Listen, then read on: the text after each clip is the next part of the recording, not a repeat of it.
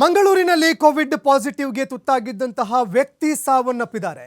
ಉತ್ತರ ಭಾರತ ಮೂಲದ 40 ವರ್ಷದ ವ್ಯಕ್ತಿ ಆಸ್ಪತ್ರೆಯಲ್ಲಿ ಕೊನೆಯುಸಿರೆಳೆದಿದ್ದಾರೆ. ಮಂಗಳೂರಿನ ವೆನ್ಲಾಕ್ ಆಸ್ಪತ್ರೆಯಲ್ಲಿ ಚಿಕಿತ್ಸೆಗಾಗಿ ಆ ವ್ಯಕ್ತಿ ದಾಖಲಾಗಿದ್ರು. ಕಳೆದ 2 ದಿನಗಳಿಂದ ಐಸಿಯು ವಿಭಾಗದಲ್ಲಿ ಚಿಕಿತ್ಸೆಯನ್ನ ಆ ವ್ಯಕ್ತಿ ಪಡೆದುಕೊಳ್ತಾ ಇದ್ರು.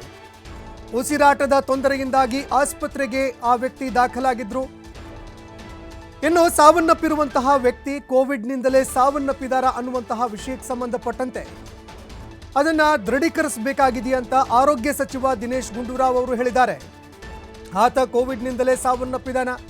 ಕೋವಿಡ್ನಿಂದಲೇ ಸಾವನ್ನಪ್ಪಿದ್ರೂ ಕೂಡ ಅದು ರೂಪಾಂತರಿ JN1 ಕೋವಿಡ್ ಆಗಿತ್ತಾ ಅನ್ನುವಂತಹ ವಿಷಯಕ್ಕೆ ಸಂಬಂಧಪಟ್ಟಂತೆ ತಪಾಸಣೆ ನಡೆಸಬೇಕಾಗಿದೆ. ಅದೇ ರೀತಿಯಾಗಿ ಅದನ್ನು ಟೆಸ್ಟ್ ಕೂಡ ಮಾಡಬೇಕಾಗಿದೆ. ಜೀನೋಮ್ ಸೀಕ್ವೆನ್ಸಿಂಗ್ ಟೆಸ್ಟ್ ಕೂಡ ಮಾಡಬೇಕಾಗತ್ತೆ ಅಂತ ಇದಕ್ಕೆ ಸಂಬಂಧಪಟ್ಟಂತೆ ಇದೀಗ ಆರೋಗ್ಯ ಸಚಿವರು ಕೂಡ ಪ್ರತಿಕ್ರಿಯೆ ಕೊಟ್ಟಿದ್ದಾರೆ. ಅದೇ ರೀತಿಯಾಗಿ ಉಸಿರಾಟದ ತೊಂದರೆಯಿಂದಾಗಿ ವೆನ್ಲಾಕ್ ಆಸ್ಪತ್ರೆಗೆ ಆ ವ್ಯಕ್ತಿ ದಾಖಲಾಗಿದ್ರು. ಇನ್ನು ಸಾವನ್ನಪ್ಪಿದ್ದಾರೆ ನಿಜ, ಆದರೆ ಕೋವಿಡ್ನಿಂದಲೇ ಸಾವನ್ನಪ್ಪಿದಾರಾ ಇಲ್ವಾ ಅನ್ನುವಂತಹದ್ದನ್ನು ಇದೀಗ ದೃಢಪಡಿಸಬೇಕಾಗಿದೆ ಅಂತ ದಿನೇಶ್ ಗುಂಡೂರಾವ್ ಹೇಳಿದ್ದಾರೆ.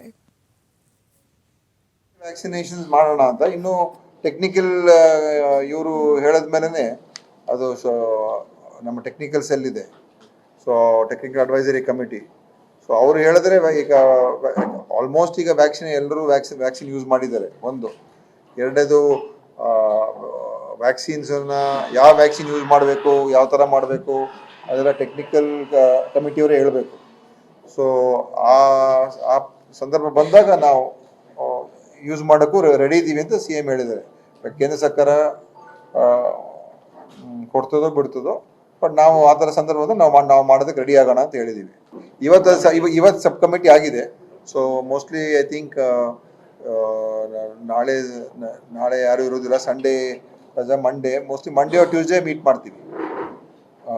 ಕ್ಯಾಬಿನೆಟ್ ಸಬ್ ಕಮಿಟಿ ಸೋಮವಾರ ಅಥವಾ ಮಂಗಳವಾರ ಮೀಟ್ ಮಾಡಿ ರಿವ್ಯೂಯಿಂಗ್ ಎಷ್ಟೊತ್ತಿಗೆಲ್ಲ ಟೆಸ್ಟ್ ಜಾಸ್ತಿ ಆಗಿರ್ತದೆ. ಈಗ ನಾಳೆಗೆ ಸ್ವಲ್ಪ ಪೀಕ್ ಆಗುತ್ತೆ, ಅಟ್ಲೀಸ್ಟ್ 5,000 ಆಗುತ್ತೆ ರಾಜ್ಯದಲ್ಲಿ.